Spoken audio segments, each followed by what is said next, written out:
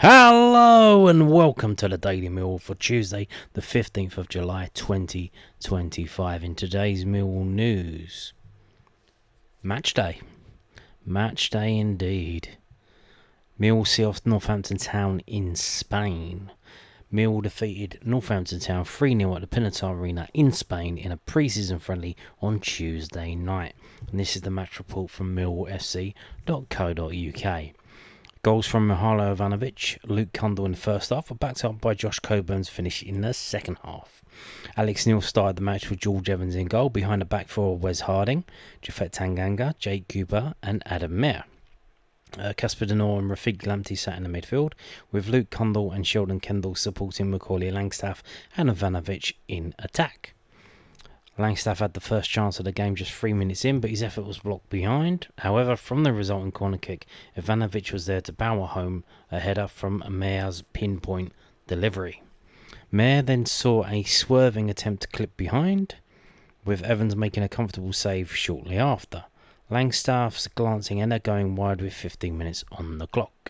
Ivanovic met another corner just a minute later, but nodded over with half chances traded following that until the 39th minute, when a sweeping move through the centre of the pitch saw Cundle take the ball in his stride and race towards goal before striking home Mill's second of the evening. Rafik Lamptey made way for a trialist at the half-time break, and that trialist was Massimo Luongo, with Wes Harding the next Millwall man to have a half chance on goal as he headed wide. A total of 10 changes on the hour mark saw Max Crocombe, Tristan Kramer, Ryan Leonard, Ben Drake, George Beaumont, Alfie Massey, Jack Howland, Adomo Maku, Benicio Baker and Josh Coburn enter the play, and it was to be Howland who would have the Lions' next opportunity, seeing his hit tips wide with just over 20 minutes to play. There were 78 minutes elapsed when Millwall managed to grab a third as Baker's left-footed cross was guided home by Coburn. Imaku then struck at the goalkeeper as the final few minutes ticked away, with the Lions' win being confirmed soon after. Millwall finished their camp in Spain with a fixture against La Liga side Elche CF at the Pinatar Arena on Friday morning, 10:30am local time, 9:30am English time. So yeah, the stats, the team. Starting 11, Evans, Cooper, Tanganga, Ivanovic, Mayer, Langstaff, Denor, Cundle, Lamptey, Kendall and Harding. The only change at half-time was Massimo Luongo coming on for Lamptey. The starting 11 played until, with the trialist, played until the 60th minute. And then in that 60th minute on came Crocombe, Kramer, Leonard, Coburn. The trialist, of course, stayed on. Imaku, Beaumont, Benicio Baker, Drake, Ben Drake, Alfie Massey and Jack Howland. Sub not used was the goalkeeper Prez Wozny. The scorers are Ivanovic in the 4th minute, Cundle in the 39th minute and Coburn in the 78th minute. So there you go. Before I tell you what I think about the game, I did watch the game live. Gonna cover this report, which has a bit more about it. This is from southernnews.co.uk. So, Millwall 3, Northampton Town 0. Alex Neil's side impressed in front of large travelling contingent of Lions fans. Millwall kicked off their pre-season friendly schedule in front of supporters with a 3-0 win over Northampton Town at Pinatar Arena on Tuesday evening. Mihajlo Ivanovic headed Millwall in front with Adam Mayer's right-wing corner in the 3rd minute. Luke Cundle added the second of 39 minutes after running through and firing high past goalkeeper Ross Fitzsimmons. Two substitutes combined 11 minutes from time as Josh Coburn finished first touch from Benicio Baker's cross. The Lions were impressive, clearly trying moves they had been practicing on the training ground. They showed their championship class against Kevin Nolan's League One cobblers, who were offered very little in attack. Mill brought on Massimo Luongo at half-time, made a further 10 substitutions an hour in. Luongo was listed as trialist on Mill's team sheet, showed some neat touches in midfield, as would be expected from someone who played 11 games in the Premier League last season for Ipswich Town. As we discussed this yesterday, he featured in 11 games He played about 157 minutes. Let's call the brakes on that one. Some of Ivanovic and Macaulay Langstaff's link-up play was good. If Lions boss Alex Neil was going to play two up front in his favourite formation, it could offer Langstaff a chance. Here's the thing. Langstaff, yet again, disappointing in front of goal. And I think his head dropped after he had that header that was mentioned in the previous match report that just flashed wide. His head dropped certainly after that. He had other chances as well. But when he was dropping back, getting on the ball, and then just turning and pinging balls forward for other people to run onto, amazing. Like, he was like fucking Franz Beckenbauer, like pinging balls around, like Beckham. It was like David Beckham just pinging balls around. You know? But getting on the end of balls and trying to shoot, not again. Like, I don't know what's going on. Like, the guys, it's just not happening. Millwall fans also got a glimpse of Baker Botey's quick feet and crossing ability as he aims to make an impact this season. Of the substitutes in the second half, right back George Bowman arguably most impressed. He looked composed on the ball and knows how to pick the right pass. It was still almost 30 degrees with 60% humidity close to the 7 p.m. kickoff local time, though mercifully there was a nice cool breeze blowing across the pitch. The Lions wasted little time going in front. Cundall slipped Langstaff into the inside right channel for a shot that was blocked. Mayer swung in the corner with pace, his left footed, so swinging in, and Ivanovic headed past Fitzsimmons at the near post, so got in there at the near post. It was a in swinger. And then Ivanovic run forward and just kind of like glance header back towards the goal, as you do.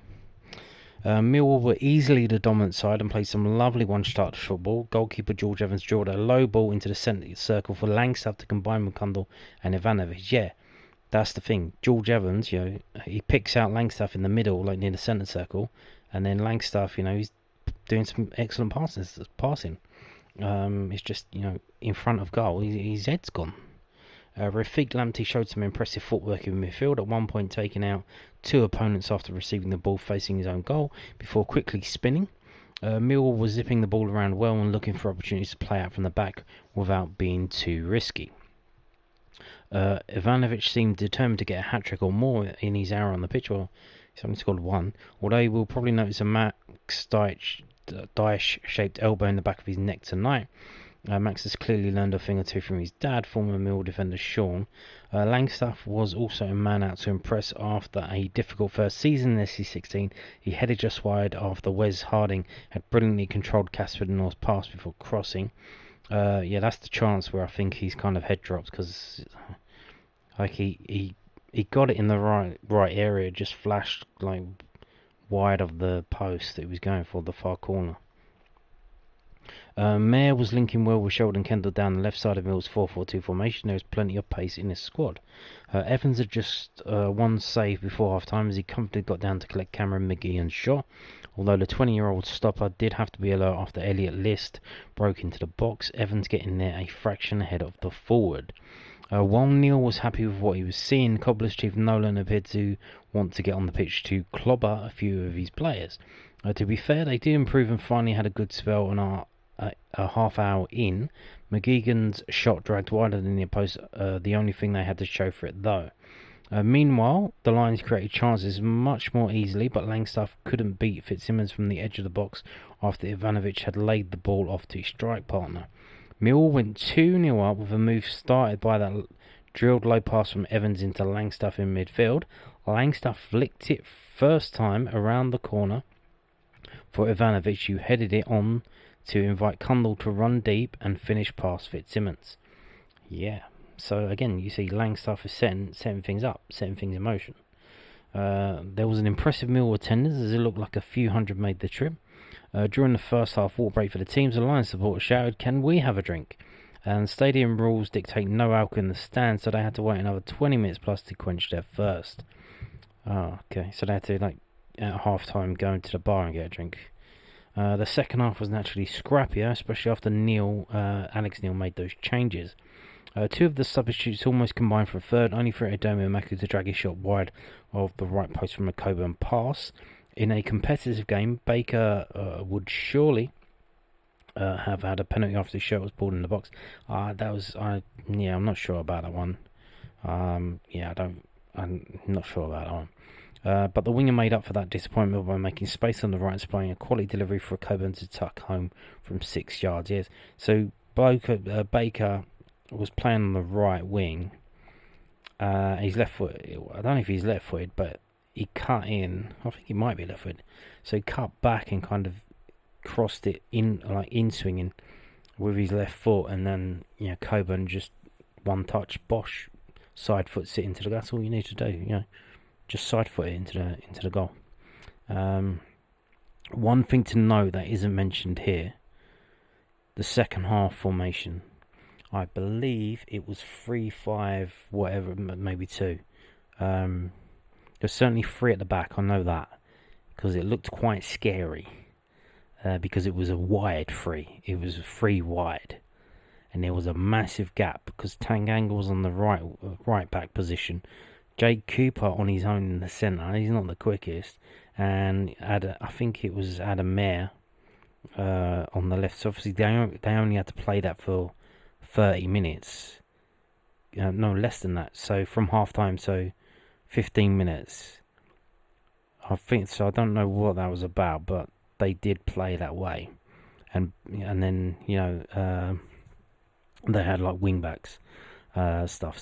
So yeah, that was they did do that. Which was interesting.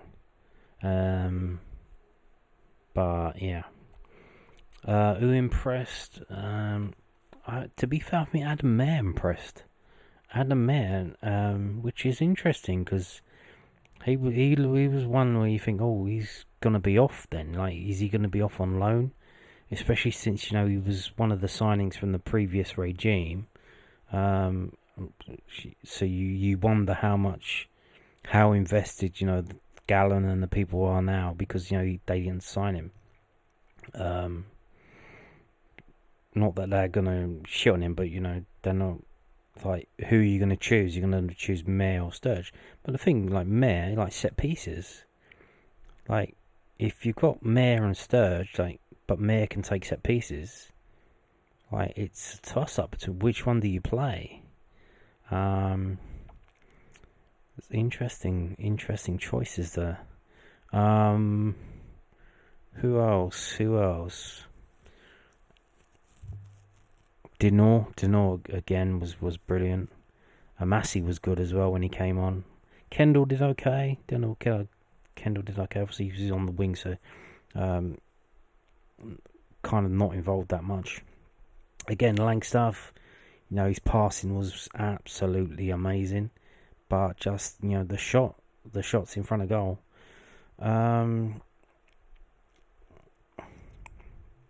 Luongo. Now, if you take into account, he did okay, Luongo, he did okay. Certainly, he's playing that deeper midfield role. If you take into account, I assume he's only started training with a team for, Sunday, Monday? So he doesn't really know the players. He's only been training with them for 2 days. So he did okay in that respect. But again, you kind of tell, like, it wasn't like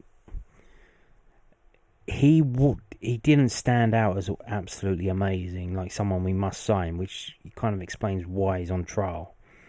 They were probably humming and ahhing about signing him, so I guess it depends now on the deal. What's the deal for him, and what's the deal for anybody else? Who else can we get in that position, and what's the deal going to be for them? But was he, again, like I said, maybe he's going to, you imagine he's going to improve over time, he's going to grow a bit as he gets to know the players and stuff. So, it's not absolute disaster. We'll see, if he plays in the game on Friday against Elche and see how he does in that. But yeah, he did okay. So yeah, there you go. One thing that is good to see. So what was the score? It's 3-0. So this is from ntfc.co.uk, Northampton Town. Today we beat them 3-0. Last week on Saturday, they lost 3-1 to Norwich. So a better result for us, because we didn't concede against them. So obviously we are challenging with Norwich for a playoff place or more, maybe more, in the Championship. So the fact that we get a similar but better result than they did, but then to saying that, Cambridge United beat them 3-0, and Neil Harris is still at Cambridge United. So there you go. Now, again, we did have an update earlier in the day about the players that ain't there. Why aren't the players there? Well, this is from southernnews.co.uk. 4 Millwall players missed Spain training camp, so they're not even out there. And Alex Neil gives injury update. Alex Neil revealed 4 players have missed Mill's week-long training camp in Spain. The Lions flew out to Murcia on Sunday, July the 13th, and will take on League One side Northampton Town, which they did, and we beat them 3-0, before facing La Liga outfit Elche on Friday, July the 18th, both at the Pinatar Arena. Neil has a mostly fit squad at his disposal. However, a few members remained in England due to fitness concerns. Bill is not here, but we don't expect Bill to be long. Obviously, Zach is just signed, so he's in a different situation. Kevin Nisbet has got a bit of a tight hamstring, so he's not here. And Dan Kelly, unfortunately, he's not with us here, but everybody else is.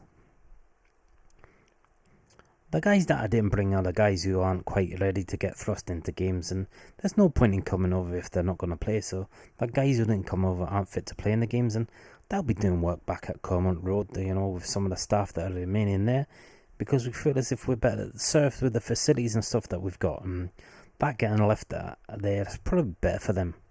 Several of the players who missed Mill's first pre-season friendly against Crystal Palace on Saturday, July the 12th, including Camille Negley, AJ Matthews, Rahis Bengal-Williams and Femi Aziz, Neil expects to feature in one of the upcoming fixtures. Camille and AJ are with us here, so there's a little bit of a mixture of guys that didn't play against Palace and that have come out because they'll now be expected to take part in one or both of the games that are out here. There are other lads who maybe didn't play against Crystal Palace who are not quite ready to do that, and hence the reason why they're not here with us now. So Camille and AJ are out there. Obviously they didn't feature today, so there's only 2 games. You imagine they're gonna maybe try and feature them against Elche. You would assume as half an hour substitute at the end of the game. So there you go. But then obviously, so that means we deduce that Rahis and Femi are back in Calmont Road. Now,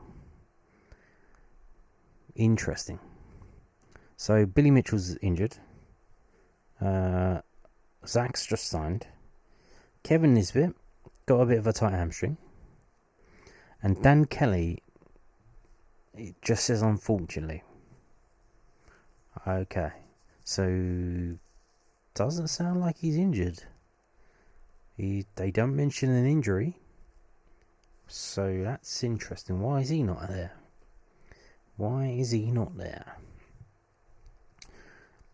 Interesting. Now, the new kit, the new away kit. Here it is. This is it. We've got Joe Bryan, Femi Aziz and Camille Negley wearing it in a photo shoot for millfc.co.uk. So Millwall Football Club is delighted to reveal its brand new away kit for the 25-26 season. The strip is manufactured by Aurea and sponsored by My Guava and consists of a cream shirt with a navy and mint V-neck collar. Mint, I would say more neon blue, but I guess if that's the colour that Aurea call it, mint, whatever. A pattern that is echoed on the sleeve trims Cream shorts and cream socks. Creamy. Lovely. The shirt also has MFC 1885 embossed throughout. Available to purchase in the Lions store and online from 9 AM today. The strip will be worn for the first time by Millwall squad in Tuesday night's game against Northampton Town. And yes, indeed, they did wear this strip. The kit, which will be worn throughout various away matches in 25-26, is modelled by first team squad members Femi Aziz, Joe Bryan and Camille Negley. But it's not just about tradition. The shirt is made from future fabric. Aria's latest innovation in technical performance and sustainability. This cutting-edge material, produced using recycled fibres, is designed to reduce the carbon footprint per unit by 30% and increase the use of eco-friendly materials by 20% by 2030. A concrete step towards a more responsible future without compromising on quality or comfort, and another commitment to the club's Lion Living project. What a load of old shit. Let's have a look at the pictures. So there you go. Now here's the thing. It's cream. It's an off-white colour, but it's kind of shiny. So when you have lights on it that are different colours, it kind of changes colour with the lights. And like I said, you see the mint colour that they call it. I would say kind of turquoise, more like a neon blue. As you can see there.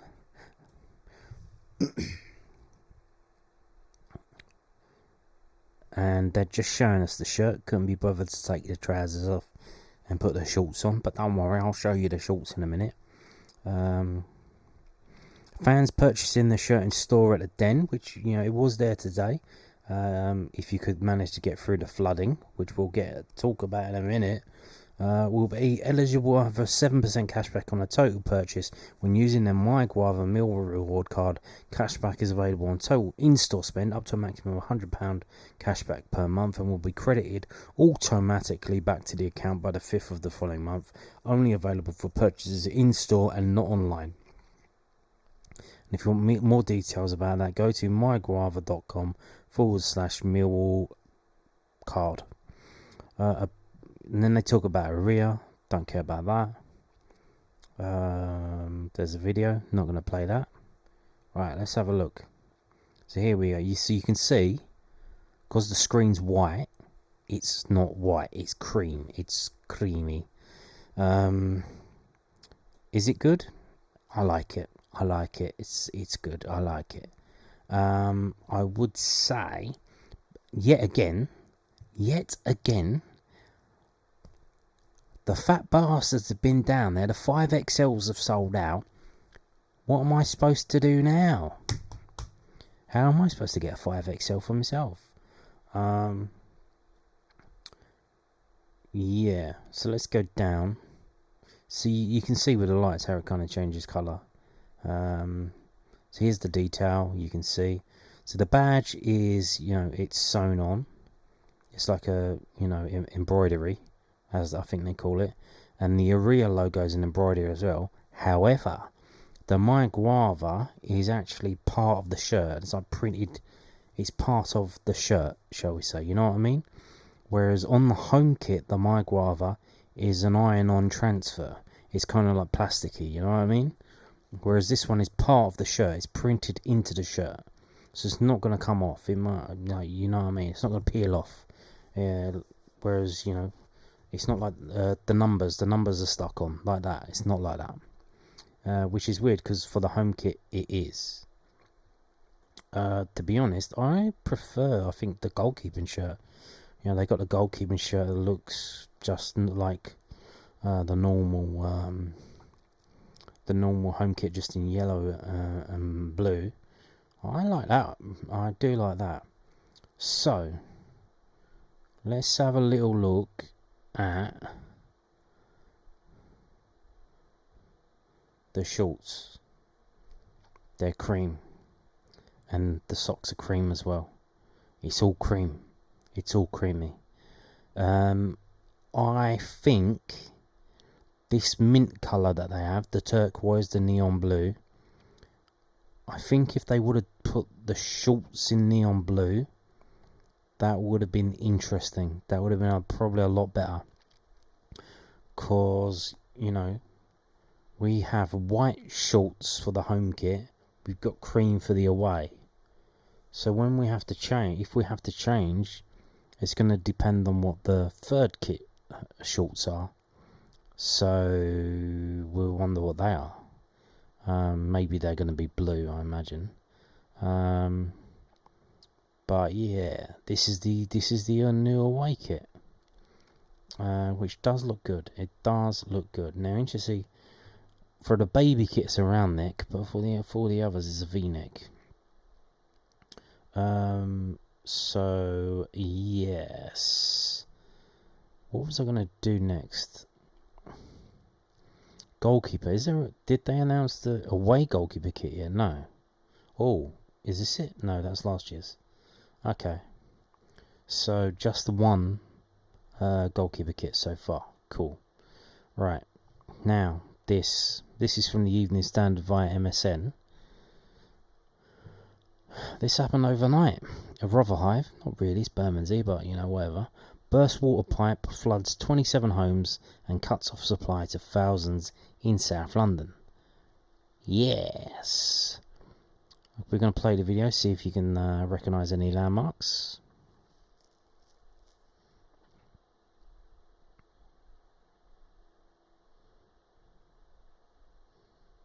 Was that it? I thought it was longer than that before. Dozens of homes were flooding and thousands were left without water after burst pipe flooded a street in South East London. Londoners woke up to find their supply had run dry as a result of the burst main in South Bermondsey. Thames Water confirmed that 27 homes were flooded, with residents having to be evacuated from the area. I think that may have been the where the gypsies lived as well. I don't know, would they have left? You'd imagine them to be like, tell them to fuck off and like, no, I'm staying here, but maybe they did leave, I don't know.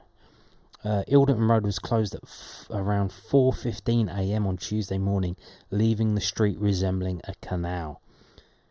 You do not need the middle of the fucking night. You do not need this. How is a pipe blowing up in the middle of the night? I don't know. There's some pictures here. You can see, so that's, you know, going towards the Dennis Ilderton Road School ahead of you. That's Verney Road. Obviously, you know, not ideal. Nice advert there. Yep. Of course, you know, the cyclists, you know, nothing's going to stop them, especially the ones in the Lycra. They'll just keep on going. So, firefighters were called to help support Thames Water with the flooding, and the London Fire Brigade confirmed around 27 people from the immediate area were evacuated as a precaution. Suffolk Council also warned residents there had been significant flooding after the major water pipe burst. Well, you know, fucking shit. The council said it was helping people who had been forced to leave their homes because of the flooding and had set up a rest centre. Millwall FC also warned people that people were unable to access the stadium on Tuesday morning due to significant flooding. The club said on social media that its ticket office and Lion store were both forced to close, which is not ideal because they were launching the away kit today, and the away kit was in sale in the Lion store. I know because I was down there. It did open up later on. It opened up around 11 a.m. I think, around there. So it did open up later, but the Mill Cafe I think was closed all day. Ilderton Primary School near the burst pipe was also forced to close as a result of the flooding. Thames Water told customers that the issue meant that they could have no water or tap water may not be flowing properly. In total, 12 postcodes across South London were affected by the issue, stretching from Rotherhithe to Brixton. The affected postcodes, not postcards, are SE1, SE5, SE8, SE10, SE11, SE14, SE15, SE16, SE17, SW4, SW8 and SW9. Well, that's kind of weird, SW4. That is a different thing. Yes, yesterday, the same thing happened in Clapham. Isn't that interesting? Gallywall Road was also blocked due to a burst water main, according to the travel data site. Now, I think it's because, you know, under the bridge, which is now a cycle bridge, it kind of dips, doesn't it? And every time it rains big, there's always a puddle there, so I think it was just the floodwater going across and blocking that up. Meanwhile, Ilderton Road remains shut in both directions from Penarth Street to Surrey Canal Road. Yes, they got rid of the water when I went down there about 3 o'clock. The water was all gone. However, it has done a lot of damage. There's kind of like a sinkhole, but not really. Like, it's kind of like caused the ground to kind of fall under a little bit. So it's kind of like gone in on itself. So they need to fix the road, need to fix the pipe, and then fix the road. Nicola Gastaldi, who lives near the burst water pipe, described how he was left. Nicola, it's a man. How he was left trapped with soap on his hands when his water stopped flowing in the middle of the night. 4 a.m. The Riverley Road resident told the Standard, "I've been up since 4:30 a.m. and there was no water pressure at all. Now we've got it, but it's very low pressure. I had the soap on my hands. I was stuck while I was washing my hands before going back to bed, and I wondered what could I do to wash it away. Orange juice, milk, a can of Guinness." By 7:30 a.m. we had very low pressure water, so we could wash ourselves and have breakfast with the kids. I think it's a good reminder of how lucky and privileged we are to have flowing water every time we need it. Well said there. Well said, Nicola. Stay humble. In an update on its website, Thames Water said it's working to stop the flow of water from the burst pipe before trying to fix the damaged section. It explains it's using tankers to add water back to its pipe so that customers can turn on their taps as soon as possible. Yeah, I saw them down there. So yeah, I imagine they closed off the pipe, which meant nothing could flow along it, but they were adding water after they'd bit that they closed off. And we've got some more pictures here. You can see. And we've got video. So this, you can see this is the pipe. This is the bit. So I don't know what's gone there. Shall we play it again? There you go, right outside the gypsy houses. Just outside the station. I think that's where that was the pipe that's bust up. So yeah, I don't know what causes that. High pressure, low pressure, drop in pressure, variations in pressure, unexpected variations pressure. I don't know. Is it air bubbles? I have no idea. But again, the same thing happened at Clapham, and this is what happened at Clapham. This isn't Ilderton Road, this is Clapham Park Road on Monday. So this happened there on Monday, southwest London. Today, southeast London, Ilderton Road gets fucked up in the middle of the night. Bruh, you do not need that in the middle of the night. I mean, come on, man. And then they go on, and obviously Thames Water's a bit of a basket case in a minute. So is it connected to that? Are they not doing their jobs? Probably. Competency crisis, I don't know. Yeah, this is Clapham. This is what happened there. So the same thing. So, I mean, fingers crossed, maybe where you live is going to fucking blow up today. On Wednesday, 3 in a row. And then they got a statement from Thames saying, "Oh, this is saying this is the one at Ilderton Road. So they need to fix this, fix the pipe, and then fix the road." Look at that. Look at that. Look at that. And then they got a statement from the London Fire Brigade, who helped out. So they were there. They went there at 4:13, and they were there to 7:51. So all's well that ends well, but now, the road is closed. So we've got Ilderton Road is closed at the top end of Ilderton Road and at the bottom end of Ilderton Road with the junction for Old Kent Road, because it's taken them 3 months to put in a cycle crossing. They're putting in a cycle crossing. Isn't that fantastic? Yeah. And now we've got this. So if you're trying to get to the ground to maybe buy a new shot or just look at it or whatever you're doing, you have to go down either Surrey Canal Road or Verney Road. You can't drive. You literally can't get on Ilderton Road at either end. You have to go through the middle. So isn't that fantastic? Now we're going to finish the video by looking at transfer done deals, and why not? From bbc.co.uk. Transfer done deals for July. The 15th of July, today. Another person has left the sinking ship of Sheffield Wednesday. GD Gassama has left Sheffield Wednesday, gone to Rangers, Glasgow Rangers in the Scottish Premier League. We have Lyndon Gooch has left Stoke in the Championship and gone to Huddersfield. What else in the Championship do we have? John Swift. John Swift has flown West Brom and gone down to Portsmouth by the coast. And what else do we have any here? So obviously the Zach Sturridge deal was finally announced yesterday. And Luka Modric, I'm going to mention him because he is a part owner of Swansea City. And, there was some, hope or speculation, I imagine, by the Swansea fans that when that was announced, that maybe he was going to come and play for them. Well, he's left Real Madrid and gone to AC Milan on a free. So obviously his contract's run out and he's decided not to come to South Wales and instead go to Milano. So there you go. And that's it. And on that note, thank you for watching and goodbye.